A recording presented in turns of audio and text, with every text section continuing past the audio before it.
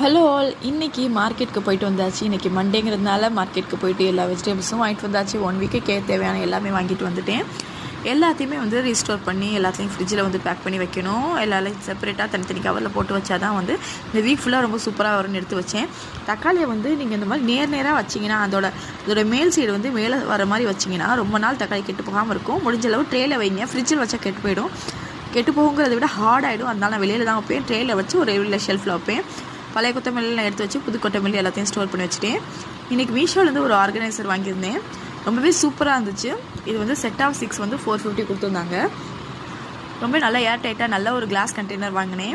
இதில் எல்லாத்தையுமே ஸ்பைசஸ் அந்த மாதிரி கரம் மசாலா ஸ்பைசஸ் எல்லாமே போட்டு ஃபில்அப் பண்ணி வச்சு பார்க்குறப்ப ரொம்பவே சூப்பராக இருந்துச்சு.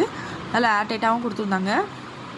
எல்லாத்தையும் வச்சு பார்க்குறப்ப ரொம்பவே க்யூட்டாக சூப்பராக இருந்துச்சு. இன்றைக்கி மதியானம் லஞ்ச் நல்லா அவரைக்காய் போட்ட சாம்பாரும் கூடவே